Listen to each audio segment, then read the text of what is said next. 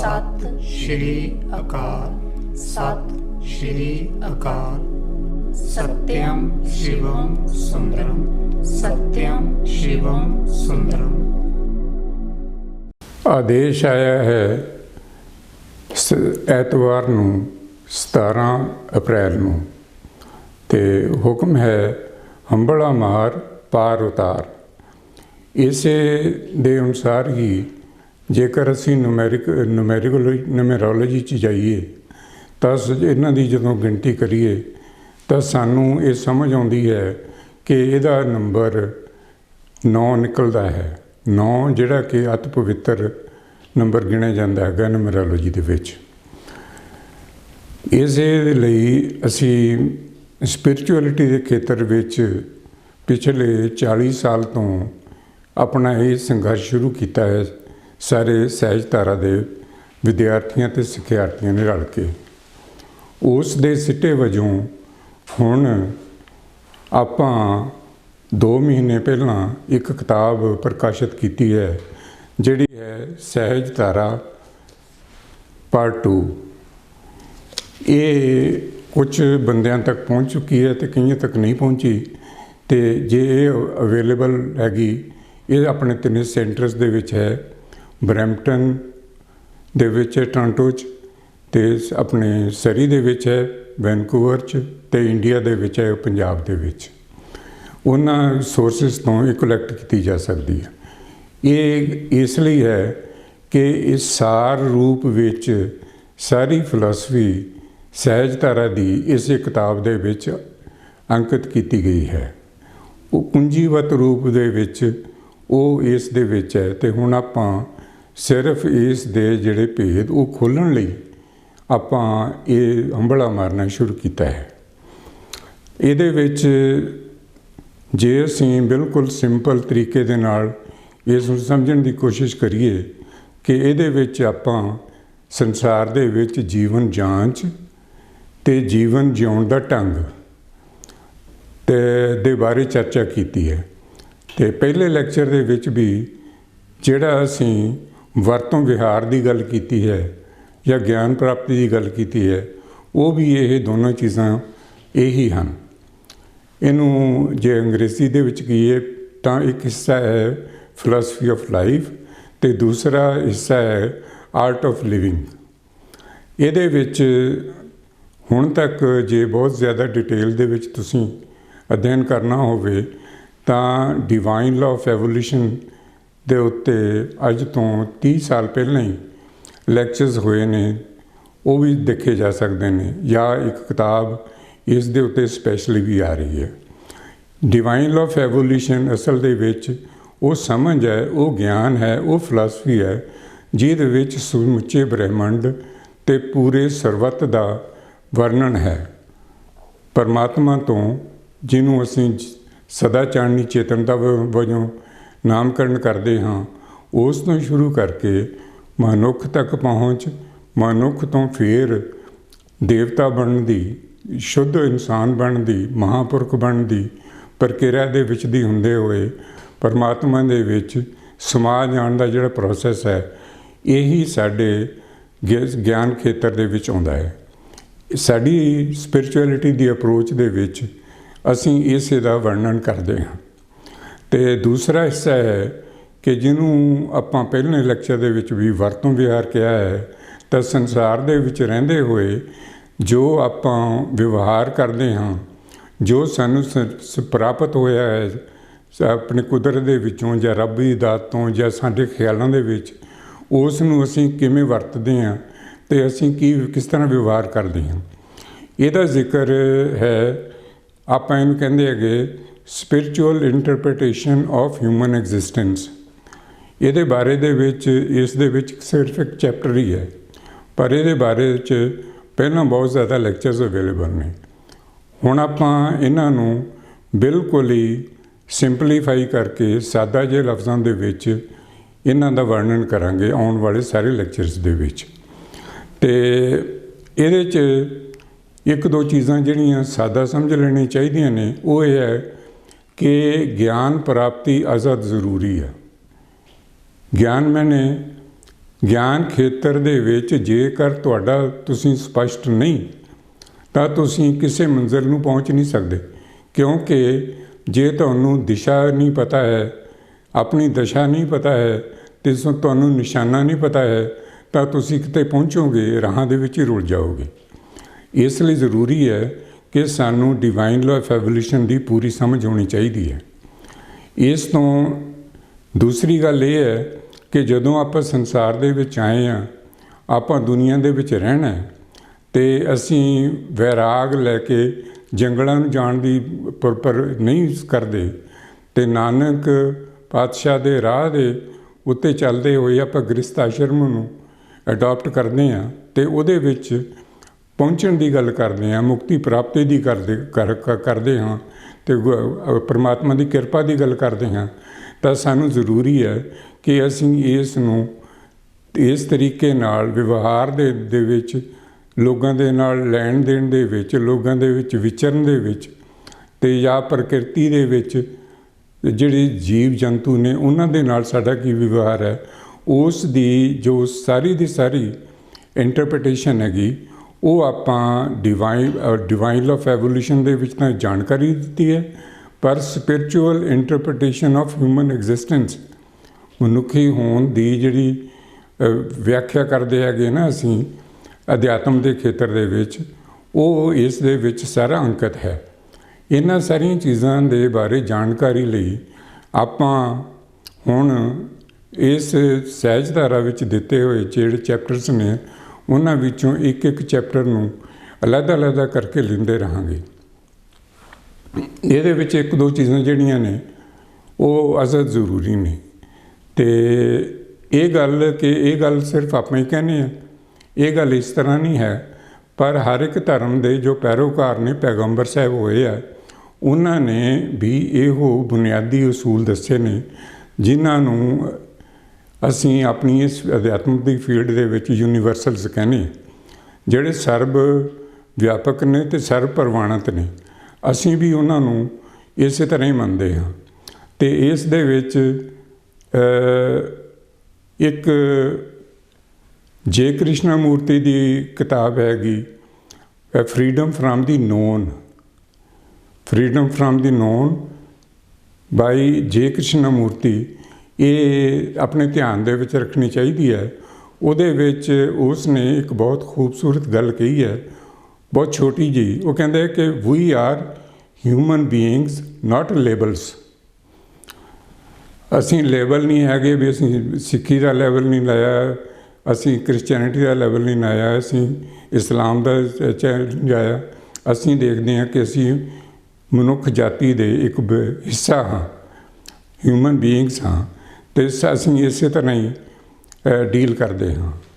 ਇਸ ਪ੍ਰਥਾਨ ਦੇ ਵਿੱਚ ਸੁਰਜੀਤ ਪਾਤਰ ਯਾਦ ਆ ਗਿਆ, ਉਹਦੀ ਇੱਕ ਗਜ਼ਲ ਹੈ, ਉਹਦੇ ਵਿੱਚ ਇੱਕ ਸ਼ੇਰ ਹੈ ਜਿਹਦੇ ਲਫ਼ਜ਼ ਇੱਕ ਦੂਜੇ ਹਿਲ ਸਕਦੇ ਆ। ਉਹ ਹੈ ਪਰਮਾਤਮਾ ਵੱਲੋਂ ਕਿ ਹਿੰਦੂ, ਮੁਸਲਮਾਨ ਅਤੇ ਸਿੱਖਾਂ ਦੀ ਭੀੜ ਵਿੱਚ ਰੱਬ ਲੱਭਦਾ ਫਿਰਦਾ ਹੈ, ਮੇਰਾ ਬੰਦਾ ਕਿੱਧਰ ਗਿਆ। ਇਸ ਦਾ ਵੀ ਮਤਲਬ ਹੈਗਾ ਇਹ ਜੇ ਕ੍ਰਿਸ਼ਨਾ ਮੂਰਤੀ ਦੇ ਹਿਸਾਬ ਜੋ ਉਹਦੀ ਵਿਆਖਿਆ ਹੈ, we are human beings not labels, ਇਹ ਉਸ ਦੀ ਹੀ ਇੱਕ ਇੰਟਰਪ੍ਰੀਟੇਸ਼ਨ ਹੈ ਅਤੇ ਸਹਿਜਧਾਰਾ ਦੇ ਵਿੱਚ ਅਸੀਂ ਇਸ ਨੂੰ ਪੂਰਨ ਤੌਰ ਦੇ ਉੱਤੇ ਮੰਨਦੇ ਹਾਂ, ਕਿਉਂਕਿ ਸਹਿਜਧਾਰਾ ਦੀ ਵਿਚਾਰਧਾਰਾ ਅਨੁਸਾਰ ਇਹ ਜ਼ਰੂਰੀ ਹੈ ਕਿ ਜਿਸ ਦੇ ਉੱਤੇ ਕੋਈ ਲੇਬਲ ਲੱਗਿਆ ਹੈ, ਜੇ ਕੋਈ ਸਿੱਖ, ਹਿੰਦੂ, ਮੁਸਲਮਾਨ ਅਤੇ ਸਿੱਖ ਈਸਾਈ ਬਣਨਾ ਚਾਹੁੰਦਾ ਹੈ ਅਤੇ ਬਣੇ ਰਹਿਣਾ ਚਾਹੁੰਦਾ ਹੈ ਅਤੇ ਉਸ ਨੂੰ ਚਿੰਬੜ ਕੇ ਰਹਿੰਦਾ ਹੈ, ਤਾਂ ਸਾਡੇ ਵਿਚਾਰ ਦੇ ਲਿਹਾਜ਼ ਨਾਲ ਉਹ ਮੁਕਤੀ ਦਰ ਤੱਕ ਤਾਂ ਪਹੁੰਚ ਸਕਦਾ ਹੈ, ਮੁਕਤ ਨਹੀਂ ਹੋ ਸਕਦਾ, ਕਿਉਂਕਿ ਉਸ ਦਰਬਾਰ ਦੇ ਵਿੱਚ ਮਨੁੱਖ ਆਪਣੇ ਲੇਬਲਸ ਨਾਲ ਨਹੀਂ ਜਾਂਦਾ, ਉਹ ਆਪਣੀ ਹੋਂਦ ਇੱਕ ਹਿਊਮਨ ਬੀਇੰਗ ਦੇ ਤੌਰ 'ਤੇ, ਇੱਕ ਮਨੁੱਖ ਹੋਣ ਦੇ ਨਾਤੇ ਉੱਥੇ ਜਾ ਕੇ ਅਡਾਪਟ ਕਰਦਾ ਹੈਗਾ। ਅਤੇ ਇਸ ਦੇ ਬਾਰੇ 'ਚ ਆਪਣੀ ਇਸ ਪੁਸਤਕ ਦੇ ਵਿੱਚ ਆਪਾਂ ਜ਼ਿਕਰ ਕੀਤਾ ਹੈ ਦਰੱਖਤ ਦਾ ਮਤਲਬ ਧਰਮ ਦਾ ਦਰੱਖਤ। ਉਹਦਾ ਮਤਲਬ ਹੈਗਾ ਇਹ ਕਿ ਇੱਕ ਦਰਖਤ ਜਿਹਦੀ ਬੁਨਿਆਦ ਅਧਿਆਤਮਕਤਾ ਹੈ ਅਤੇ ਜਿਸ ਦੇ ਉੱਤੇ ਵੱਖੋ ਵੱਖਰੀਆਂ ਸ਼ਾਖਾਵਾਂ ਹਨ। ਇੱਕ ਸਿੱਖ ਮਤ ਹੈ, ਇੱਕ ਹਿੰਦੂ ਮਤ ਹੈ, ਇੱਕ ਇਸਲਾਮ ਹੈ ਅਤੇ ਇੱਕ ਕ੍ਰਿਸਚੈਨਿਟੀ ਹੈ, ਅਤੇ ਇਸ ਤਰ੍ਹਾਂ ਕਈ ਸਾਰੇ ਹੋਰ ਛੋਟੇ ਛੋਟੇ ਧਰਮ ਅਤੇ ਫਿਰਕੇ ਹਨ, ਪਰ ਉਹ ਸਾਰੇ ਇੱਕੋ ਹੀ ਦਰਖਤ ਦਾ ਹਿੱਸਾ ਹਨ। ਸਹਿਜ ਧਾਰਾ ਵੀ ਇਸੇ ਤਰ੍ਹਾਂ ਉਸ ਦੇ ਵਿੱਚ ਹੀ ਇੱਕ ਬ੍ਰਾਂਚ ਹੈ, ਉਹਦੀ ਸ਼ਾਖਾ ਹੈ। ਅਤੇ ਇਸ ਲਈ ਇਹ ਇੱਕ ਤਰੀਕੇ ਹਨ ਉਸ ਇੱਕ ਨੂੰ ਮਿਲਣ ਦੇ, ਪਰ ਤਰੀਕਿਆਂ ਦੇ ਵਿੱਚ ਇਹ ਜ਼ਰੂਰੀ ਨਹੀਂ ਕਿ ਅਸੀਂ ਇਸ ਦੇ ਨਾਲ ਚਿਮਟ ਕੇ ਬਹਿ ਜਾਈਏ। ਅਤੇ ਸਹਿਜ ਧਾਰਾ ਦੇ ਵਿੱਚ ਇਸ ਕਿਤਾਬ ਦੇ ਵਿੱਚ ਵੀ ਜ਼ਿਕਰ ਹੈ ਕਿ ਅਸੀਂ ਧਰਮ ਪਰਿਵਰਤਨ ਦੇ ਪੂਰੀ ਤਰ੍ਹਾਂ ਉਲਟ ਹਾਂ, ਕਿਉਂਕਿ ਅਸੀਂ ਇਹਨਾਂ ਛੋਟੇ ਛੋਟੇ ਮਤਾਂ ਨੂੰ ਧਰਮ ਮੰਨਦੇ ਹੀ ਨਹੀਂ। ਇਹਦਾ ਵਿਚਾਰ ਜਿਹੜਾ ਹੈਗਾ ਉਹ ਸਾਡੇ ਸੰਸਕ੍ਰਿਤ ਅਤੇ ਪ੍ਰਾਚੀਨ ਜੋ ਲਿਟਰੇਚਰ ਹੈ ਉਸ ਦੇ ਵਿੱਚ ਧਰਮ ਅਤੇ ਅਧਰਮ ਹੈ। ਧਰਮਾਂ ਦੇ ਵਖਰੇਵੇਂ ਨਹੀਂ, ਕਲਾਸੀਫਿਕੇਸ਼ਨਸ ਨਹੀਂ ਹੋਈਆਂ। ਅਤੇ ਉਹਦੇ ਅਨੁਸਾਰ ਸਾਨੂੰ ਇਹ ਹੈਗਾ ਕਿ ਧਰਮ ਜ਼ਿੰਦਗੀ ਨੂੰ ਸਚਿਆਰੇ ਬਣ ਕੇ ਜਿਉਣਾ, ਪੋਜ਼ੀਟਿਵ ਵੈਲਿਊਜ਼ ਆਫ ਲਾਈਫ ਨੂੰ ਅਡਾਪਟ ਕਰਨਾ। ਅਧਰਮ ਇਸ ਦਾ ਬਿਲਕੁਲ ਵਿਰੋਧ ਕਰਨਾ। ਇਸ ਨੂੰ ਸਿੱਧੀ ਬੋਲੀ ਵਿੱਚ ਕਹਾਂਗੇ ਕਿ ਇੱਕ ਉਹ ਮਤ ਹੈ ਜਿਹੜਾ ਰੱਬੀ ਮਤ ਹੈ, ਦੂਜਾ ਮਤ ਹੈ ਉਹ ਜੱਗੀ ਮਤ ਹੈ। ਜਗ ਮੈਨੇ ਦੁਨੀਆ ਆਪਣੇ ਆਪ ਦੇ ਵਿੱਚ ਰੱਬੀ ਰਾਹ ਦਾ ਵਿਰੋਧ ਹੈ, ਕਿਉਂਕਿ ਇਹ ਆਪਣੇ ਆਪ ਨੂੰ ਆਪਣੇ ਨਾਲ ਜੋੜ ਕੇ ਰੱਖਦੀ ਹੈ।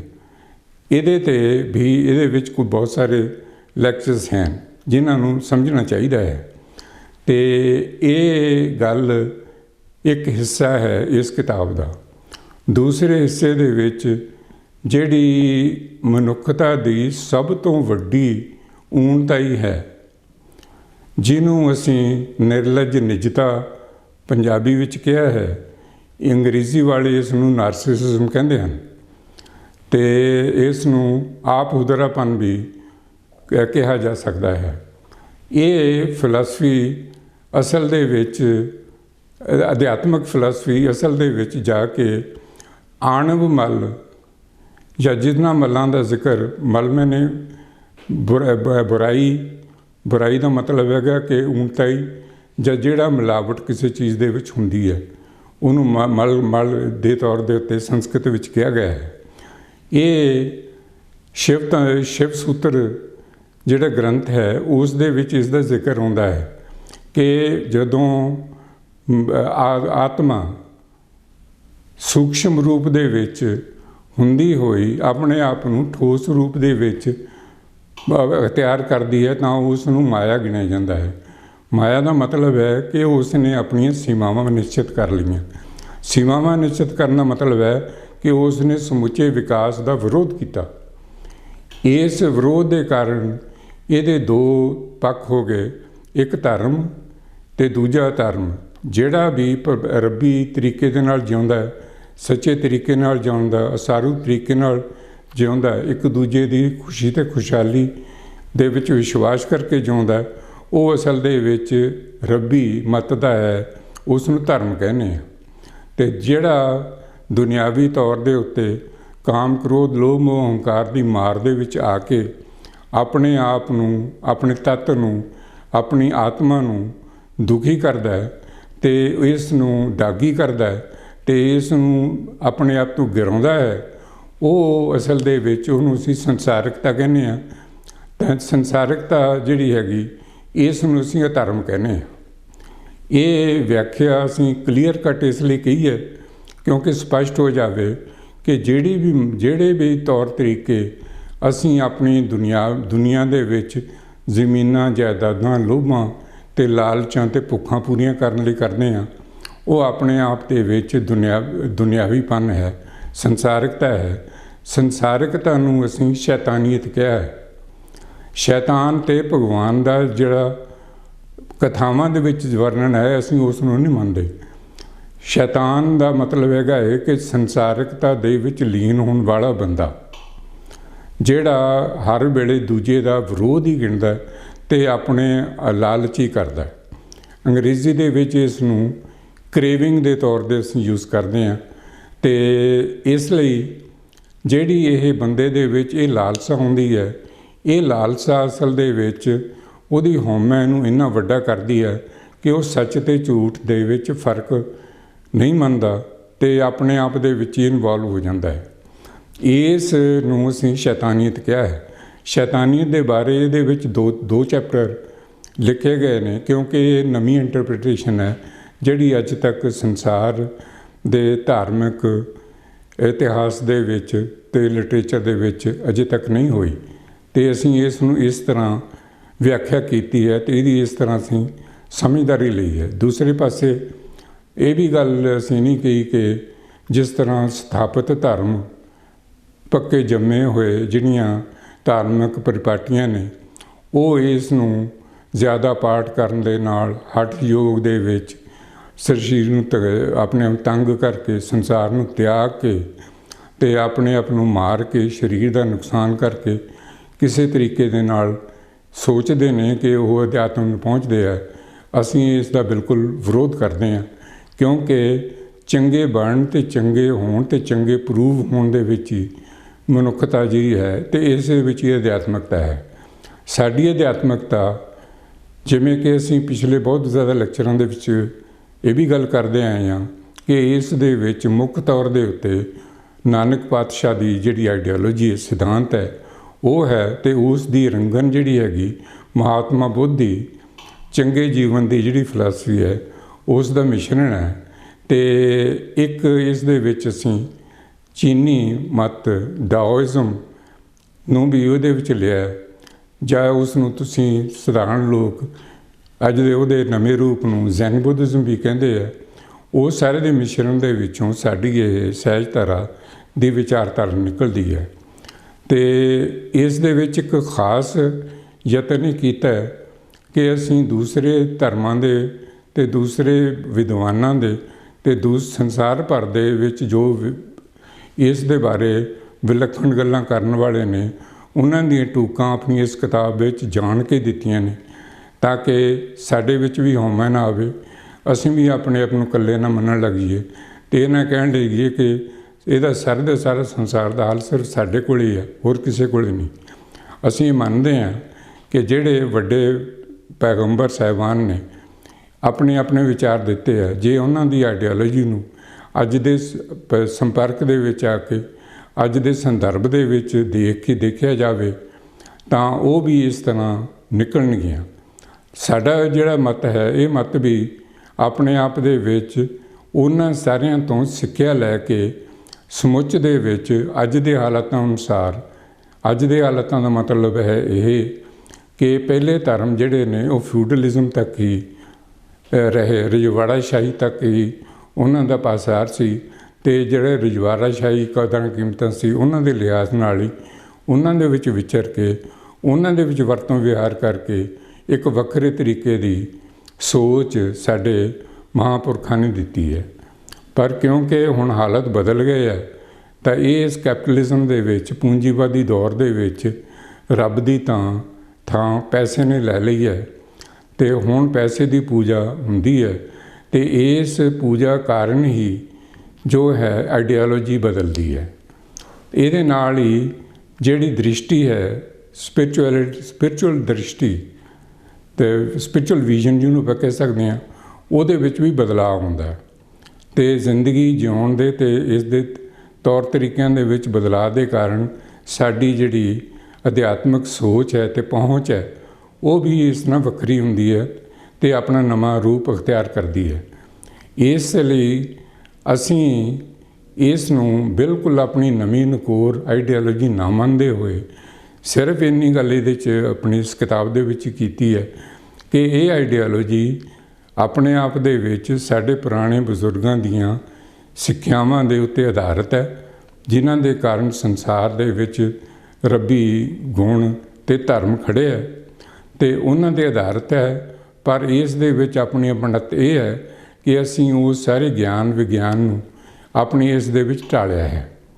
ਇੱਕ ਗੱਲ ਜਿਹੜੀ ਅਸੀਂ ਦੂਸਰਿਆਂ ਤੋਂ ਬਿਲਕੁਲ ਵੱਖਰੀ ਕਰਦੇ ਹਾਂ ਉਹ ਹੈ ਕਿ ਅਸੀਂ ਗਿਆਨ ਅਤੇ ਵਿਗਿਆਨ ਨੂੰ ਆਪਣੇ ਸਹਾਇਕ ਦੇ ਤੌਰ ਦੇ ਉੱਤੇ ਵਰਤਿਆ ਹੈ, ਆਪਣੇ ਵਿਰੋਧ ਦੇ ਤੌਰ 'ਤੇ ਨਹੀਂ।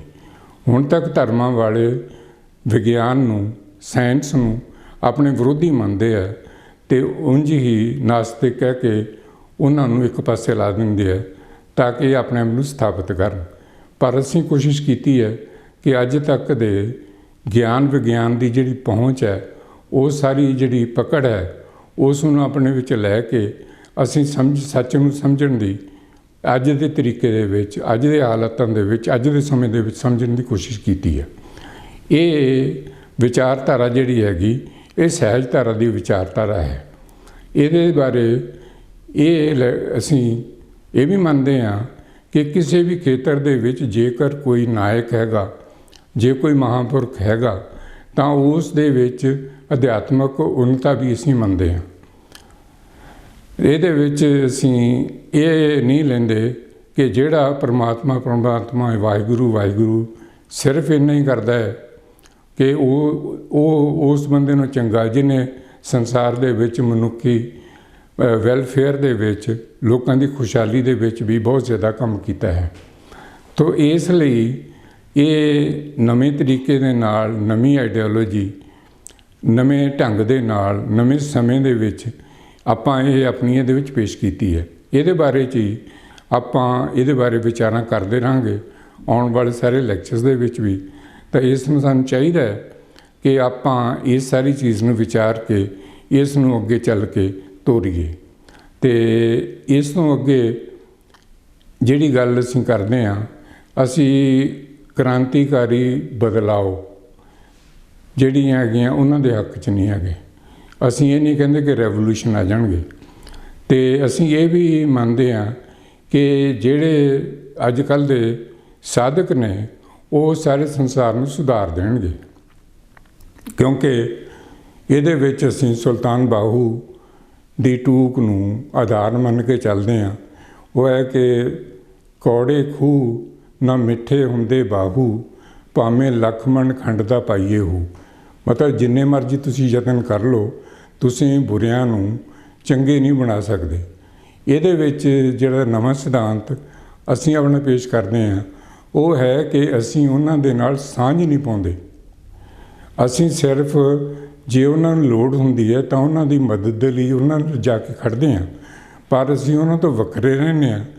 ਉਹਦੇ ਲਈ ਗੁਆਂਢੀ ਨਾਲ ਕੰਧ ਸਾਂਝੀ ਨਹੀਂ ਕਰਨੀ ਦਾ ਸਿਧਾਂਤ ਅਸੀਂ ਬਹੁਤ ਦੇਰ ਨਾਲ ਪ੍ਰਚਾਰਿਆ ਅਤੇ ਬਹੁਤ ਠੀਕ ਤਰੀਕੇ ਨਾਲ ਇਹਨੂੰ ਪ੍ਰਚਾਰਿਆ ਹੈਗਾ।